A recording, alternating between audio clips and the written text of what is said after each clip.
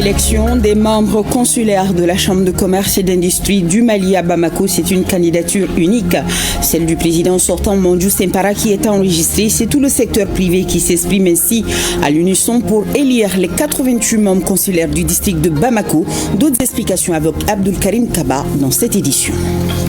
L'œil du 20h se pose ce soir sur le grand retour des colorants considérés par beaucoup comme des jus en poudre.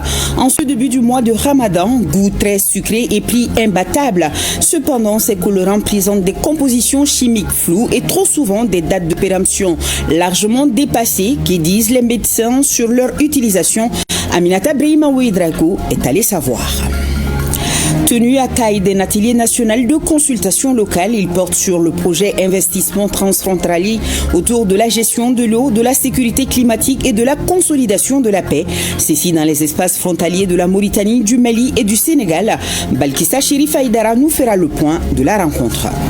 Au Niger, on échange sur l'examen et l'adoption du projet de feuille de route de l'an 2 de la Confédération des États du Sahel. C'est à la faveur d'une réunion hier samedi présidée par le Premier ministre Ali Mahaman Lamine Zeine. Notre collègue de Télé Sahel, Abdul Karim, nous fera le point dans ce journal.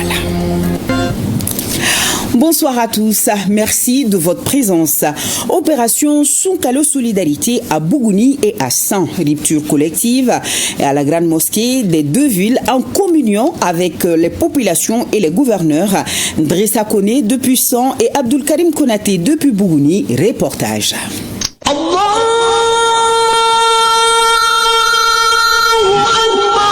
Il est 18h40 ce vendredi. Le Miezin appelle à la grande mosquée de Bougouni entièrement rénovée sise au quartier de Dougounina.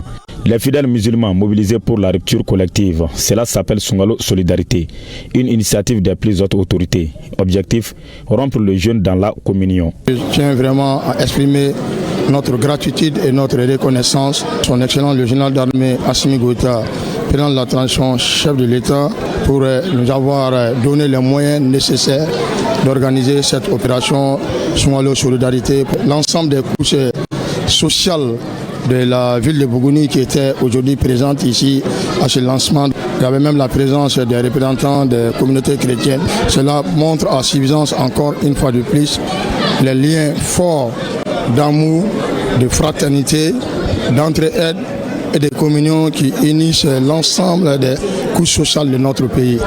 L'opération dont il est question va s'étendre sur toute l'étendue de la région durant le mois béni de Ramadan. Cette initiative des autorités ne fait que raffermir davantage les liens entre les fidèles.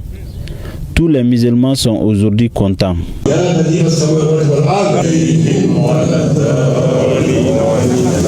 Autre temps fort de la cérémonie de lancement, une prière collective de crépuscule et des bénédictions formulées pour un Mali en paix. Soukalo Solidarité, deuxième édition, sans respecter la tradition. C'est la grande mosquée de Santoro et Karantela qui abrite le lancement officiel présidé par le gouverneur-colonel-major Ousmane Sangaré. On a choisi cette année 3 points. 2 points sont à San ici. Nous sommes sur le premier point, la grande mosquée. Il y a un autre point qui est en ville qui sera un peu rotatif. Et le troisième point, ce serait à Tomian. Tomian, pourquoi? Parce que San et Tomian sont les plus anciens cercles de la région. Dans un climat empreint de fraternité, musulmans et chrétiens ont partagé les mets préparés pour l'occasion après la prière. Le fait d'être malien, ça doit nous rassembler. Le fait d'être de la même région, ça doit nous rassembler au-delà de toutes nos religions confondues. La religion ne doit pas être source de division, mais source d'adoration diverses pour le même Dieu. Que les uns et les autres profitent de cette rupture pour resserrer les liens de cohésion sociale entre eux. Le Mali est un pays dans lequel les fidèles musulmans et chrétiens vivent ensemble sans aucun problème. Et cette initiative des plus hautes autorités vient de renforcer cette cohésion et se vivre ensemble. Nous prions Allah subhanahu wa ta'ala pour les bénir et les encourager à pérenniser cette activité qui ne fera que resserrer les liens entre les Maliens d'une part et entre les fidèles musulmans et chrétiens d'autre part. Tour à tour, les imams présents et le curé de San ont pris la parole pour faire des bénédictions. À Kidal, les marchés sont bien approvisionnés, les prix sont stables et toutes les dispositions sont prises pour permettre aux populations de gêner en toute quiétude. C'est le constat fait par le chef de l'exécutif régional, nous dit Sidi Elmidi Albaka et Moussa Togo. Le gouverneur de la région de Kidal a effectué ce jour une visite au marché principal de la ville. Cette descente sur le terrain avait pour objectif de s'enquérir de la disponibilité des denrées de première nécessité, d'échanger avec les commerçants et rassurer les populations quant aux dispositions prises pour garantir un approvisionnement suffisant pendant cette période de grande consommation. Le marché est bien ravitaillé. Je pense que le mois de Ramadan, il n'y a aucun problème pour la population. Le marché est très très bien ravitaillé avec un prix stable aussi. Et le plus important est que le marché est ravitaillé à travers les Mali. Autre étape, la visite de la première station moderne, l'œuvre de la société Ederer International SAR, où les quantités des hydrocarbures sont largement disponibles. Le gouverneur a salué les efforts des acteurs économiques tout en appelant à la responsabilité collective pour éviter toute spéculation sur les prix, une dynamique qui rassure les opérateurs économiques. Nous remercions nos autorités pour le soutien. Grâce à l'implication du gouverneur et la bonne collaboration avec les opérateurs économiques, tous les marchés de la ville sont bien fournis et les prix sont maîtrisés. Le marché de Kidal se trouve en bonne santé. C'est suffisamment approvisionné en produits essentiels pour la population. Et les besoins vraiment du mois de carême est vraiment satisfaisant. Le chef de l'exécutif régional a également réaffirmé l'engagement des autorités à accompagner les opérateurs économiques afin que le Ramadan se déroule dans les meilleures conditions. Ramadan, toujours, l'œil du 20h se pose ce soir sur le grand retour des colorants considérés par beaucoup comme des jus en poudre en ce début du mois de Ramadan. Goût très sucré, prix imbattable et surtout un véritable engouement. Cependant, ces colorants présentent des compositions chimiques floues et trop souvent des dates de péremption largement dépassées. Que disent les mystères sur leurs utilisations? Aminata Brehima Ouedrago est allée savoir. Ils sont jaunes, rouges, violets, oranges, bref, de toutes les couleurs. Pour bon nombre de Maliens, ces produits sont des jus en poudre. Un seul sachet suffit à colorer un seau d'eau entier, transformant l'eau plate en une boisson sucrée à moindre coût.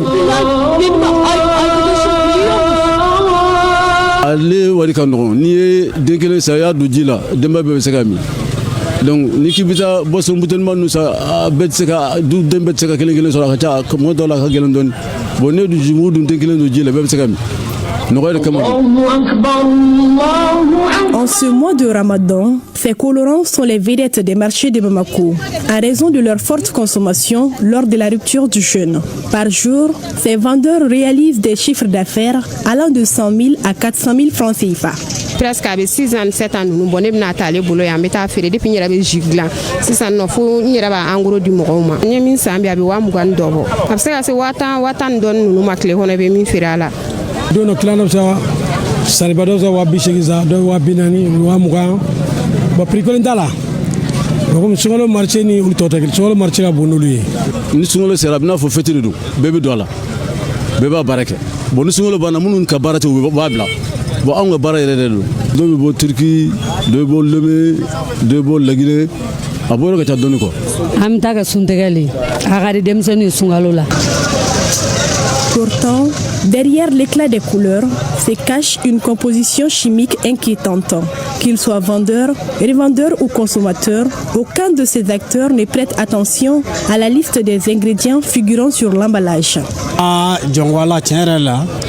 Ika kumani oroni wona ma jatemno oronna de anguni ama dati kuni amsiko de me fem gara ka gland des fois yoro anguni ama le o kasman fe don ga fambu jatemne ga la fem ya gland ni fem nguni anguni ma idron wa o dablin adablin mi amanguro mi o do ban kunana amna manguro sa amna nyama kusa me ka ko sirema o de gara ka labe wala manu ma ka labe anguni todo fem mi no me ka gland to ludo En réalité, on y retrouve essentiellement des produits chimiques, des arômes artificiels, des colorants et un taux de sucre extrêmement élevé. De façon globale, ces jus importés sont faits surtout à base de produits chimiques, produits de composés biochimiques, souvent dont nous ignorons même les caractéristiques, qui peuvent avoir un impact sur la santé. Donc, de ce fait, il faut les consommer avec modération. Le fait que la conservation ne se fait pas en bon état, c'est des produits qui sont exposés au soleil. Il y a certains produits qu'il faut mettre tout le temps au frais et nous les voyons exposés dans nos marchés. Donc, ce qui altère en tout cas de façon drastique la qualité de ces produits. Ces produits majoritairement importés contribuent énormément à l'économie nationale. Toutefois, les conditions d'importation ainsi que les méthodes de conservation laissent à désirer selon le président de l'ASCOMA. Aujourd'hui, tous les produits qui sont sur le marché ne contiennent que des colorants, du sucre, etc. Et ce que nous regrettons, tout ce que vous voyez, ils ont des autorisations de mise en marché. Donc ça veut dire que juridiquement, nous ne pouvons pas les attaquer. Donc c'est ce qu'on appelle la date limite de consommation. Généralement, vous verrez sur les emballages, il y a la date limite de consommation DLC. Donc c'est ce qu'il faut prendre en compte quand les consommateurs achètent les produits. En lieu et place de ces boissons à risque, médecins et leaders communautaires s'allient à la vision des autorités maliennes en prônant le consommer local. Il s'agit de se tourner vers les bissap et gingembre transformés par des entrepreneurs maliens qui sont riches en vitamines et soutiennent l'économie nationale. 5e édition de l'initiative Ramadan Tour de l'entreprise Toulis Group. Au total, 25 000 kits alimentaires seront distribués aux démunis à travers le pays. Boukari Koulibaly et Sambou Diakité pour nous en parler. 25 000 kits alimentaires composés de riz, d'huile et de sucre, c'est l'importante donation que l'entreprise Toulis Group met à la disposition des plus vulnérables à l'occasion du Ramadan. Un geste fort de solidarité inscrit dans le cadre de son initiative annuelle Ramadan Tour. Le lancement officiel de cette 5e édition s'est tenu à Djikoroni-Para, en commune 4 du district de Bamako.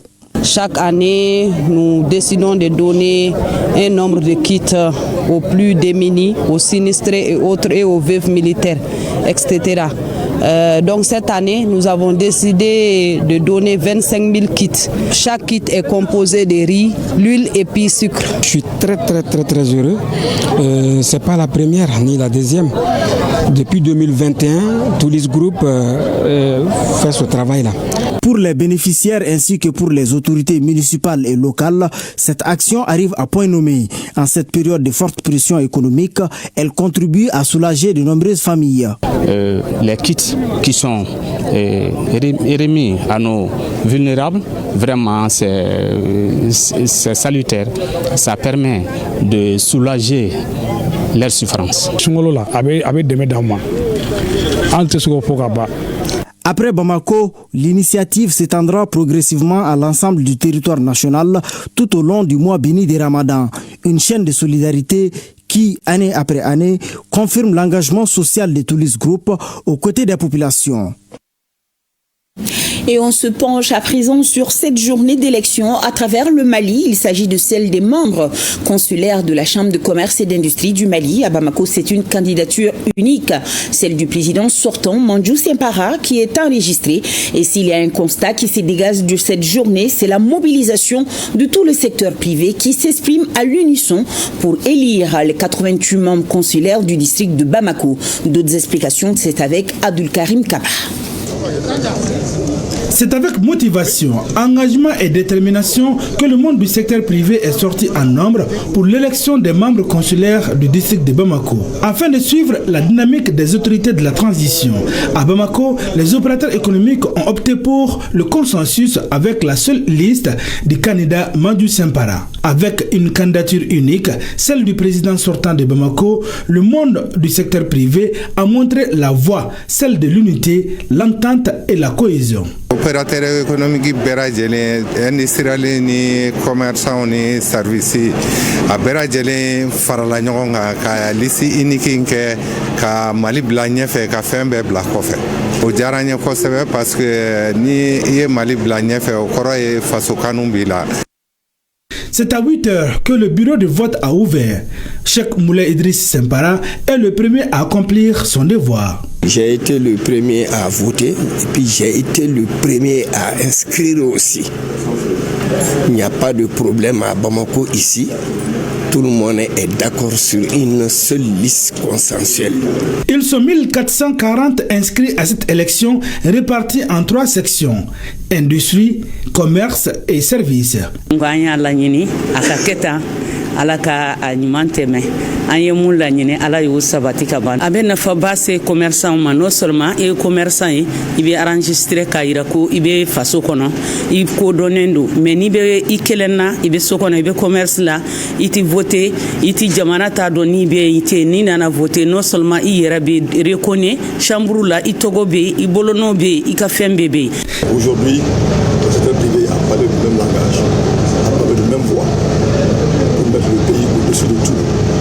Donc, raison pour laquelle ce matin je suis venu pour accomplir mon devoir citoyen, qui est le vote, et remercier tous les électeurs, tous les opérateurs économiques.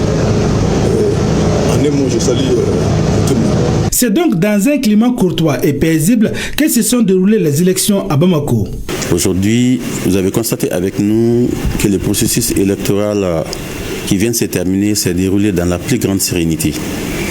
Nous n'avons pas enregistré de mauvais comportements, nous n'avons pas enregistré en tout cas des comportements de nature à remettre en cause la transparence et la fiabilité du résultat qui va sortir bientôt des urnes.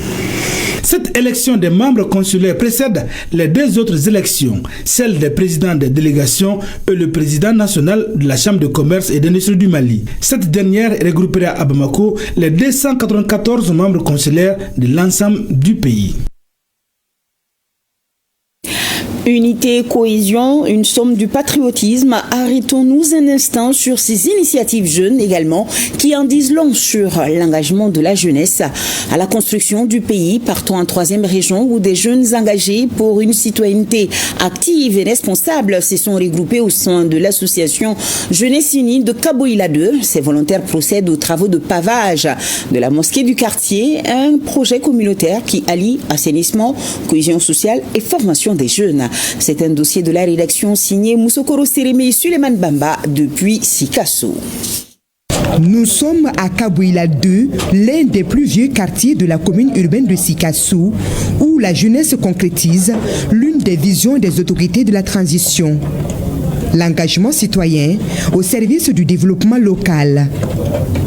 Tous les week-ends, ces jeunes et enfants se donnent rendez-vous pour mener des actions communautaires en faveur de l'assainissement et de l'amélioration de leur cadre de vie. Et à quelques jours du mois de Ramadan, ils ont choisi de s'attaquer au pavage des alentours de la première mosquée de vendredi de Sikasso, celle de Sanogola. Un patrimoine religieux et social pour les habitants.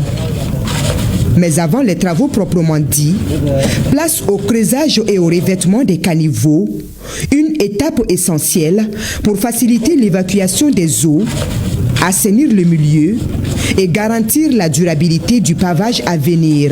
Nous sommes à peu près à notre 5e activité comme ça. La mosquée, c'est un patrimoine du quartier. Donc pourquoi ne pas d'abord venir faire les pavés ici dans les rues qui mènent à la mosquée et après de continuer avec d'autres rues dans les quartiers.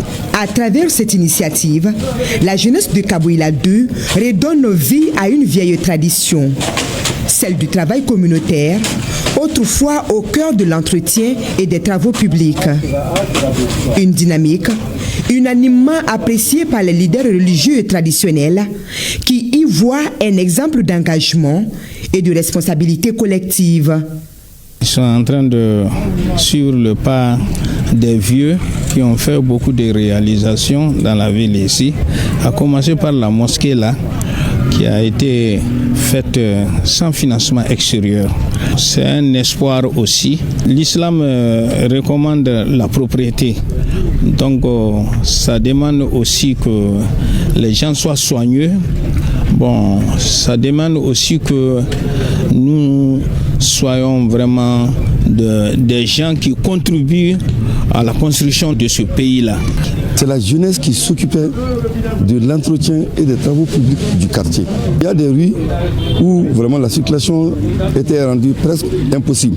Chacun partait de gauche à droite cherchant le bon coin pour passer.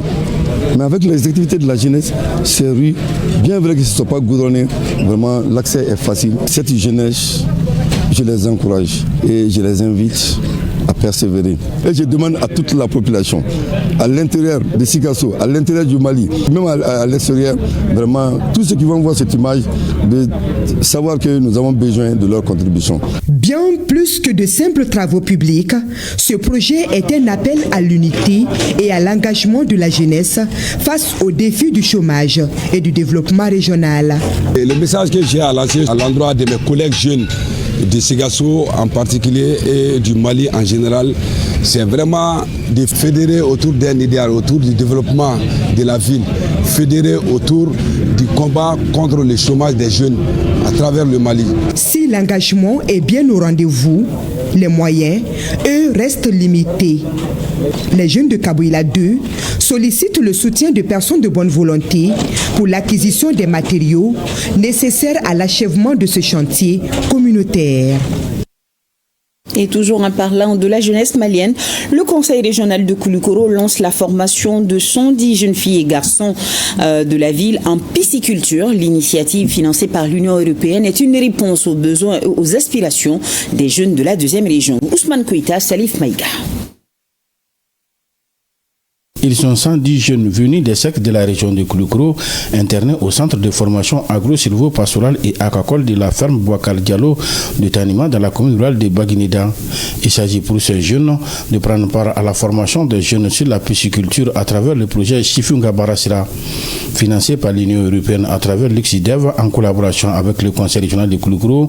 Ce projet qui vient d'être lancé le lundi 9 février 2026 doit répondre aux besoins de l'employabilité des jeunes de Koulikoro. La formation professionnelle n'a de sens que si elle mène à l'emploi, à l'auto-emploi viable ou à une insertion économique durable. À Koulikoro, comme dans beaucoup de régions du Mali, les défis sont nombreux. Les jeunes sont motivés, mais souvent confrontés à un décalage entre les compétences acquises et les réalités du terrain. Les femmes, quant à elles, font face à des obstacles spécifiques pour accéder à la formation, au financement et aux opportunités économiques. C'est précisément pour répondre à ces défis que ces formations ont été conçues. Nous avons renforcé nos capacités afin d'offrir aux apprenants les meilleures conditions d'apprentissage. C'est ainsi que nous avons mis en place une nouvelle écloserie moderne, une plateforme de transformation, ainsi que 50 bassins de production, afin que la formation soit à la fois pratique, complète et adaptée aux besoins du marché. Pour les premiers responsables du conseil régional de Koulikoro, ces jeunes seront suivis durant leur formation jusqu'au marché de l'emploi. Après cette formation, les jeunes ne seront pas laissés à eux-mêmes. Un suivi sera fait au niveau des entreprises qui les emploient et un autre suivi sera fait dans les entreprises qu'eux-mêmes ils auront à créer.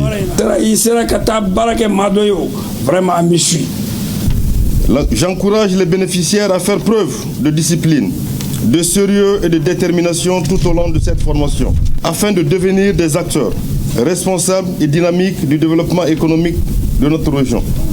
La visite guidée du centre de formation et la prestation d'artistes ont constitué les temps forts de la cérémonie du lancement. Tenu à Caille d'un atelier national de consultation locale, il porte sur le projet investissement transfrontalier autour de la gestion de l'eau, de la sécurité climatique et de la consolidation de la paix. C'est ici dans les espaces frontaliers de la Mauritanie, du Mali et du Sénégal. Balkissa Chérif Aïdara nous fait le point de la rencontre. Lancé en janvier dernier à Nouakchott, en Mauritanie, le projet Investissement transfrontalier autour de la gestion de l'eau, de la sécurité climatique et de la consolidation de la paix dans les espaces frontaliers de la Mauritanie, du Mali et du Sénégal s'étend sur 2 ans et est mis en œuvre au Mali par l'Organisation internationale pour les migrations OIM et le Fonds des Nations Unies pour l'enfance UNICEF. Les espaces frontaliers du Mali, de la Mauritanie et du Sénégal sont des zones stratégiques marquées par une forte interdépendance des communautés et une pression croissante sur les ressources naturelles, en particulier l'eau. Elles sont également confrontées à des défis structurels. Les changements climatiques exacerbent les vulnérabilités des populations locales. Ce projet vise à accompagner les actions nationales déjà engagées en utilisant l'eau comme levier de coopération, de prévention des conflits, de renforcement durable de la résilience communautaire et de la lutte contre le réchauffement climatique. Cette initiative transfrontalière est le fruit d'un long processus de co-création entre les gouvernements des 3 pays et du système des Nations Unies. Ce projet transfrontalier est financé par le Fonds des Nations Unies pour la consolidation de la paix pour appuyer les efforts des autorités des 3 pays bénéficiaires dans le renforcement des mécanismes de coopération transfrontalière en matière de gouvernance des ressources en eau ainsi que la prévention et la résolution des conflits y afférents. Le projet MMS est doté d'une enveloppe budgétaire globale de 7 millions de dollars, soit près de 4 milliards de francs CFA, dont 2,5 millions de dollars, soit environ 1,4 milliard de francs CFA pour le Mali. Il s'agit avant tout d'un engagement pour la dignité humaine. L'occasion est bonne pour rappeler que l'eau ne connaît pas de frontières. Pourtant, la réalité de cette ressource vitale et le changement climatique menacent nos communautés, augmentent les risques de conflits d'usage entre agriculteurs, éleveurs et populations sédentaires. Aujourd'hui, nous transformons ces défis en une opportunité de coopération et de paix. Les travaux de 2 jours permettront aux participants de partager leurs expériences, de faire émerger des approches adaptées au contexte des régions et ainsi contribuer à des initiatives de renforcement de la gestion équitable des ressources naturelles, la cohésion sociale et la résilience climatique. Et on en vient à présent à ce véritable ouf de soulagement pour les acteurs des chaînes de valeur du bétail de sang. Je vous explique. La ville a enfin son marché à bétail doté d'une aire d'abattage bâtie sur 4 hectares. Ces infrastructures ont été financées par la Banque mondiale à travers le projet PRAPS 2 pour un coût total de 99 millions de francs CFA. Drissa Kone pour le compte-rendu de la cérémonie d'inauguration. Enfin, la capitale de la 17e région 100 a son marché à bétail répondant aux normes d'une infrastructure digne de ses noms. À peine les portes ouvertes ce lundi jour du marché, la cour est prise d'assaut par les acteurs de la filière bétail-viande. Une initiative de la mairie de la commune urbaine de 100. 6 à Cinso, l'infrastructure est bâtie sur 4 hectares. Elle est composée d'une aire d'abattage, des magasins, des parkings et ce n'est pas tout. Nous avons des abreuvoirs, nous avons des loges gardiens, nous avons un château d'eau qui a été bâti, qui couvre ici le marché de bétail et aussi l'aire d'abattage. Donc, parce que les besoins en eau est énorme. 100 est un carrefour, donc ce n'est pas seulement les marchands à bétail de la commune urbaine de 100, c'est au bénéfice de toute la population de la région de 100. Marché à bétail. Le marché à bétail est très important pour nous. Il va nous permettre de nous retrouver dans un même endroit pour notre activité. De 2, les clients pourront savoir où aller pour retrouver les animaux. Ça va éviter aussi le vol des animaux qui se faisait fréquemment et qui se vendait un peu partout. Pour un coût total de 99 221 francs CFA, l'infrastructure est financée par la Banque mondiale à travers le projet régional d'appui au pastoralisme au Sahel, PRAPS 2. Je tiens à remercier ici sincèrement la mairie de 100, le projet PRAPS 2, l'État en général pour cet investissement vraiment qui amorce le développement réel de la filière bétail-viande à 100. C'était une recommandation, c'était une nécessité, c'était une demande de la population qui est devenue aujourd'hui une réalité. Émile Desjoie, le chef du village de Cinso au nord de sa communauté, a remis 2 béliers aux autorités.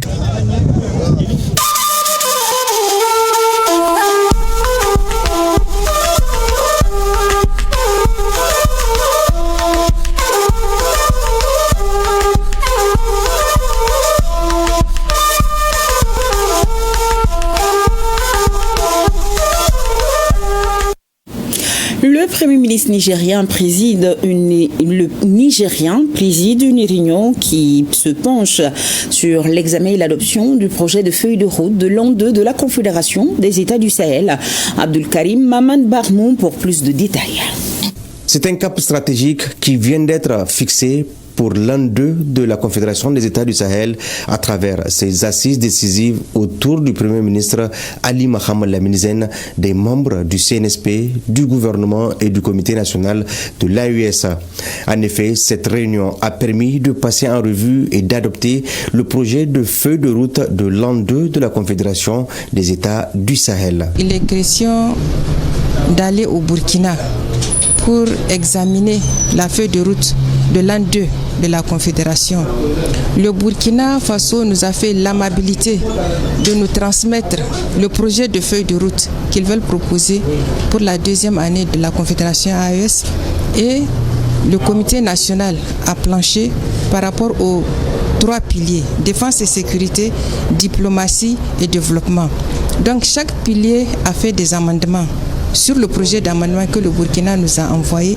Et avant de partir donc à la réunion, comme c'est une réunion des experts et un conseil des ministres, il était de bon ton qu'on harmonise les points de vue, que les experts présentent aux ministres le fruit de leur travail pour que ce travail soit validé par le Premier ministre. Une nouvelle dynamique est donc enclenchée avec une ambition de faire de la Confédération des États du Sahel un espace de stabilité, de prospérité et de solidarité durable.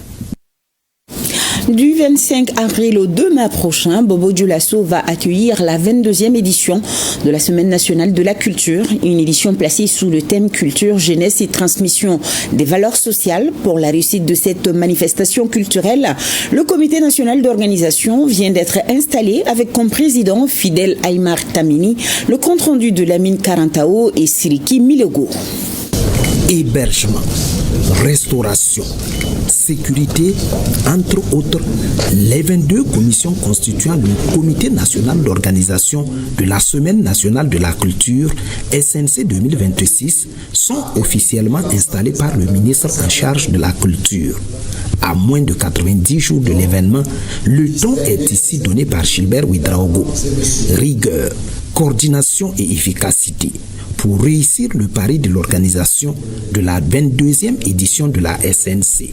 La SNC étant la vitrine culturelle du Burkina Faso, rien ne saurait être fait au rabais. Individuellement et collectivement, vous avez été choisis au regard de vos compétences avérées et de votre expertise reconnue dans tel ou tel aspect de l'organisation. Je suis donc convaincu que vous donnerez le meilleur de vous-même dans l'accomplissement des missions qui vous sont confiées. Le compte à rebours est donc lancé pour le comité d'organisation. Une véritable course contre la montre, certes, mais les actions déjà engagées en amont sont de nature à rassurer. Il s'agit désormais de consolider les acquis, d'intensifier les efforts et de maintenir le cap jusqu'à l'ouverture officielle. Cette nomination qui nous appelle à plus d'engagement, et c'est avec l'ensemble des membres du comité d'organisation que nous allons agencer les activités qui devraient nous permettre de réussir cette édition. Alors notre objectif, c'est de parvenir à une édition excellente. Donc c'est pour nous l'édition de l'excellence, l'édition de la perfection. Le comité national d'organisation de la SNC 2026 fait la part belle aux acteurs résidant dans la région du Guirico. Une manière, selon le ministre Gilbert Ouedraogo, de valoriser les compétences locales à l'occasion de la Biennale de la culture prévue du 25 avril au 2 mai prochain.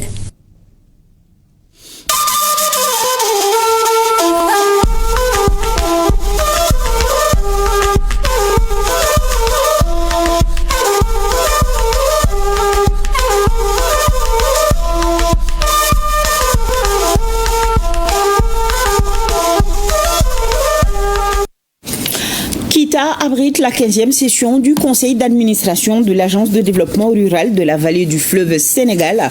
Parmi les acquis au titre de l'année 2025, la levée de la suspension de décaissement du portefeuille BID en faveur du Mali. ORTN Kita, Mahamadi Alioubar. Sous les projecteurs de cette 15e session ordinaire du conseil d'administration, les délégués venus des régions de Kaye et Kita, aussi bien que du ministère du développement rural, passent en revue le procès verbal de la session précédente, le point d'exécution des recommandations, ainsi que le rapport annuel de performance 2025 et les perspectives pour 2026. Nous pouvons en rappel dire que les réalisations majeures ont été faites lors de 2025. Nous avons mis un grand accent sur la maintenance et l'entretien de nos périmètres pour maintenir en bon état ces périmètres pour une meilleure production. Et sur la base de ceci, nous avons réussi à produire 19 551 tonnes de produits agricoles. Concernant l'adresse et le projet de renforcement de la sécurité alimentaire à travers l'irrigation de proximité dans le Karta et Sefeto. Donc nous voyons que maintenant, sur la base de cette levée de suspension et l'entrée en vigueur du projet, nous avons prévu la réalisation cette année de 27 systèmes hydrauliques villageois améliorés qui va permettre à plus de 32 000 habitants dans 27 villages de pouvoir avoir l'accès à l'eau potable. Nous avons le plaisir de lancer le nouveau programme du Karta, dans le cercle de Sefeto, d'un montant de presque 13 milliards et qui a bénéficié, pas lui seul, mais également d'autres grands programmes au Mali, de la levée de la suspension de la BID, ce qui ouvre une manne financière sur beaucoup d'autres projets à travers la région de Kita, mais aussi à travers d'autres régions du Mali.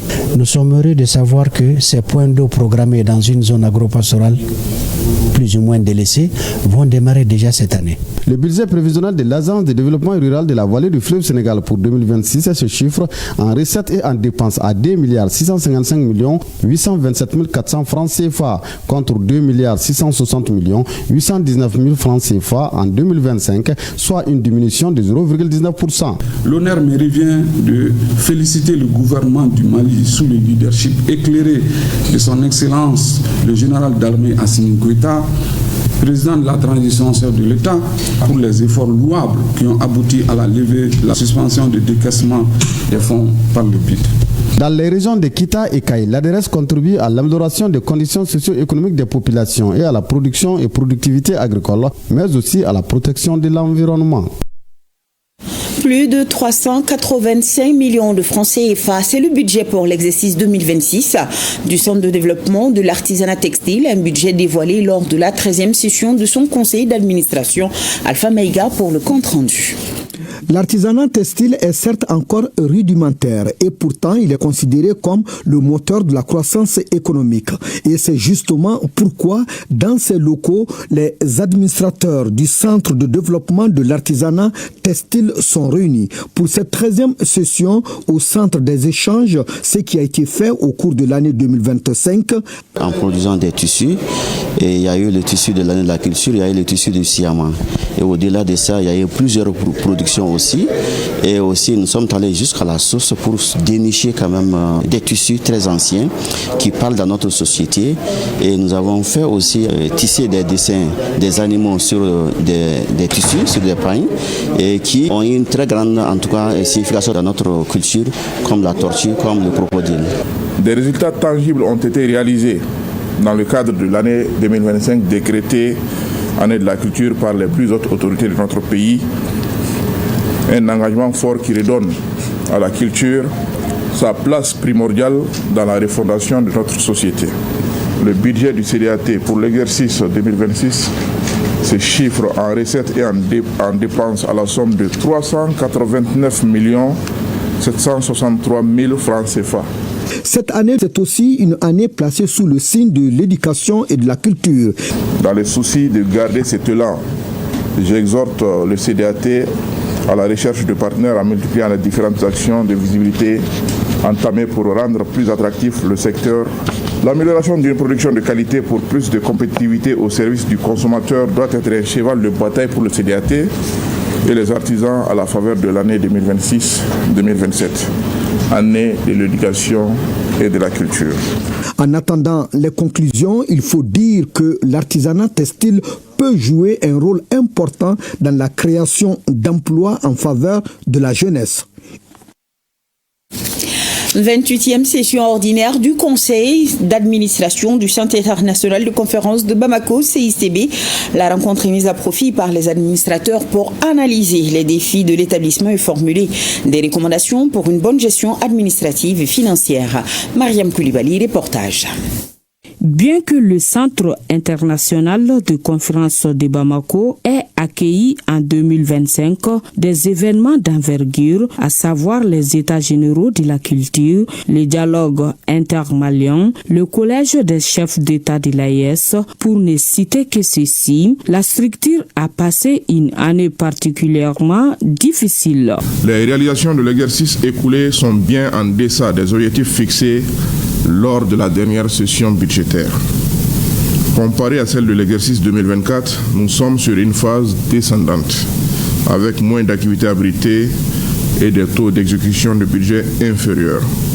Pour pallier ces difficultés, les responsables de la structure se frayent déjà un chemin. Cela malgré une baisse légère du budget prévisionnel pour l'exercice 2026, estimé à 1,294 456 000 francs CFA. Il y a beaucoup de perspectives parce que les difficultés que nous avons rencontrées vont servir de leçon pour pouvoir avancer. À la sortie de la présente session, d'autres actions correctives sont proposées par les administrateurs en vue de permettre au CICB une gestion plus saine et surtout de garder le cap en termes de la qualité des prestations et l'entretien des liens. Du 6 au 11 avril prochain, le cercle de Sebekoro, région de Kita, va vibrer au rythme de la 3e édition du Festival de la culture et de l'art de Fuladougou. L'événement promet un programme riche et varié propre à la contrée du Fuladougou. On retrouve Mariam Koulibaly. C'est dans la dynamique de revigorer et valoriser le patrimoine culturel et artistique de la contrée de Fuladougou que le Festival de la culture et de l'art de Fuladougou, FECAF, est initié. L'événement, qui est à sa 3e édition, se tiendra du 6 au 11 avril 2026 dans la ville de Sebekoro. Chaque année, avec les chefs du village des 64 villages de Fuladougou, nous échangeons sur les problèmes auxquels la contrée confrontés.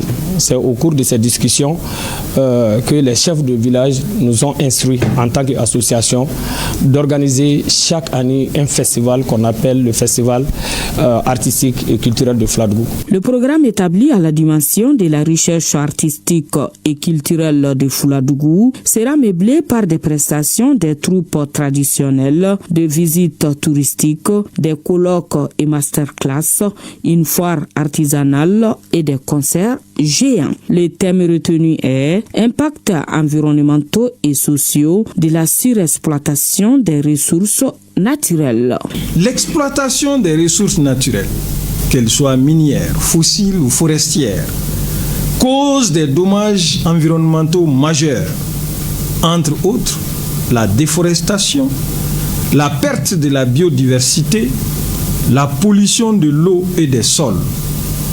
Elle entraîne une dégradation irréversible des habitats naturels, une contamination chimique des écosystèmes. Il est donc évident que leur surexploitation menace dangereusement l'équilibre écologique mondial. La présente rencontre, qui donne ainsi le ton de l'édition 2026 du FECAF, est marquée par des scènes de remerciements, d'hommages et de prières pour la paix et la réussite de l'événement. Et je vous propose à présent de la lecture. 3 nouveaux ouvrages sont désormais disponibles sur le marché du livre malien. Il s'agit du fondement de la mesure et de la modélisation en économie, signé Lamine Keïta. Briser les lignes de l'insécurité au Mali, une coécriture de Issa Fofana et Yacouba Dogouni. Et enfin, quête anthropologique de Boubacar Sidibé de Lamine Barayogo. Et on retrouve Sidiki Djaraya à Koné pour la présentation. 3 nouveaux ouvrages viennent d'enrichir les rayons des librairies maliennes. Le premier livre, intitulé « Le fondement de la mesure et de la modélisation en économie » est signé par Lamine Keita, auteur de plus d'une douzaine d'ouvrages en économie. À travers 271 pages, l'écrivain propose une lecture originale de la discipline économique. Selon lui, l'économie demeure méconnue dans la théorie occidentale classique, présentée comme instrument de mesure fondamentale et de la monnaie. L'ouvrage invite ainsi une réflexion approfondie sur les bases conceptuelles et spirituelles de l'économie. Dans un autre livre, Briser les lignes de l'insécurité au Mali, est coécrit par Issa Fofana et Yacouba Dogoni, publié aux éditions La Sahélienne. Ce livre de 151 pages analyse les racines de l'insécurité au Mali. Structuré en 4 grandes parties, l'ouvrage explore notamment la piste de Djihad El Hadj Oumar Tall, retrace un demi-siècle d'histoire et de l'insécurité, examine la lutte contre les trafics d'armes et de drogue et aborde la question de l'Azawad. Les auteurs proposent ainsi un éclairage historique et stratégique sur un sujet au cœur de l'actualité nationale. Enfin, le roman Quête anthropologique de Boubacar Sidibé de Sidi Lamine Bagayogou s'intéresse à la production cinématographique malienne. À travers 218 pages, l'auteur se consacre à l'œuvre de l'un des cinéastes maliens les plus prolifiques. Le livre se veut un outil de réflexion sur les sociétés et les cultures maliennes contemporaines. Il ambitionne également de contribuer à une meilleure valorisation du cinéma national en mettant en lumière le parcours et la richesse artistique du réalisateur.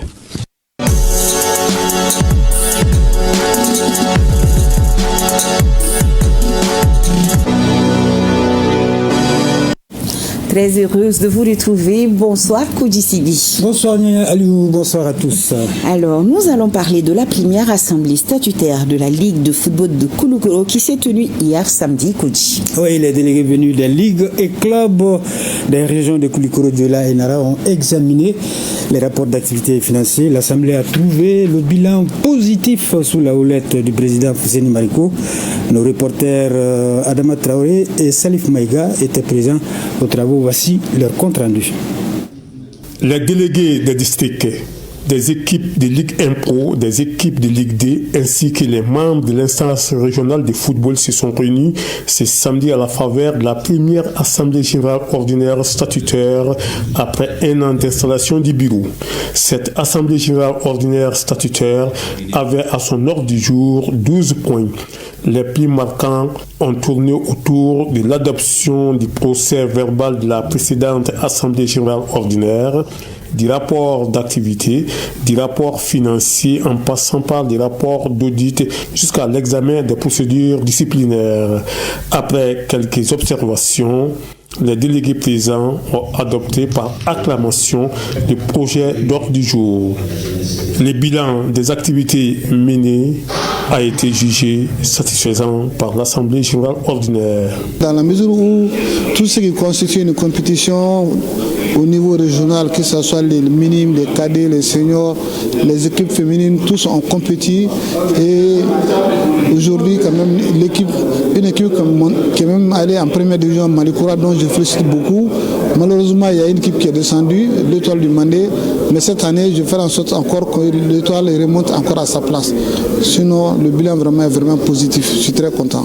Les patrons des ligues de football de Koulougoro s'est apaisanti sur les perspectives assignées à son bureau. Chaque année, je promets, je vais quand même pouvoir mettre une équipe en première division et encore songer aux équipes précédentes qui ont vraiment disparu au niveau de la région de la Ligue de Koulougoro, telles que les Nyana, le Momaïra. Je rends hommage à M. Fé Banou. Ce qu'il a fait a été bénéfique quand même pour le football malien. Présent à ces travaux de l'Assemblée générale ordinaire, les représentants de la Fédération malienne de football, FEMAFOOT, a réitéré l'engagement de la structure fédérale à soutenir la Ligue. Et je pense que la Fédération est en train de s'atteler et pour ça, pour que la saison 2025-2026 et que beaucoup de choses doivent être faites pour les ligues, pour les clubs. Je pense que c'est le souci de la Fédération malienne de football. À titre de rappel, au cours des travaux, le trésorier a donné d'amples explications sur la gestion des finances. Et nous poursuivons avec le championnat national de Ligue 1 professionnel. Nos deux représentants en compétition africaine, le Stade malien de Bamako et le Djoliba AC étaient en liste cet après-midi au compte de la 11e journée en retard. Oui, Nyanya Aliou, le Djoliba Athletic Club était aux prises avec le FC Diarra au stade de Wenzen Koulibaly. Rencontre soldée par le nul 0 but partout. Les Rouges ratent ainsi l'occasion de prendre seul la tête au classement. Il reste 3e avec 23 points. Derrière le duo de tête FC Binga AS Real, 24 points chacun. Le FC Diarra est 4e, 22 points au stade Mamadou Konaté. Le stade malien de Bamako a lui aussi été tenu en échec 0-0 par l'AS Bakarjan de Baroueli. Les Blancs de Bamako sont 7e au classement avec 19 points. L'AS Bakarjan est 12e avec 11 points. Et nous allons terminer avec les nouvelles de cyclisme. Le célèbre Tour du Rwanda a donné son coup d'envoi aujourd'hui. Oui, le tour est réservé aux professionnels et aux 3 premiers du classement UCI, l'Union cycliste internationale. Pour cette édition, la commission d'organisation a invité une équipe mixte de la Confédération africaine de cyclisme. Cette équipe est composée du Malien Moussa Togola, du Burkinabé Soumaïla Iboudo, de l'Ivoirien Isiaka Sissé et de l'Ougandais Raphaël. L'Israélien Itmar Einhorn a remporté la première étape ce dimanche, couru sur 173 km entre Rukomo et Ruangana. Il s'impose au sprint devant Odel Nunoz et Miwael Jirmi, prenant ainsi la tête au classement général. La journée a été malheureusement émaillée par un accident de la caravane causant la mort de 2 personnes et blessant 6 autres. Ce 18e tour cycliste du Rwanda se poursuivra jusqu'au 1er mars prochain. Et nous avons bon espoir avec notre représentant. On aura des nouvelles de nos aigles cyclistes. Pourquoi pas. Merci pour toutes ces informations. Koudi Sibi. Merci bien. Demain, 13h, retrouvez Abdul Karim Kabar pour la présentation et Khadija Toukouné pour la grande édition du soir.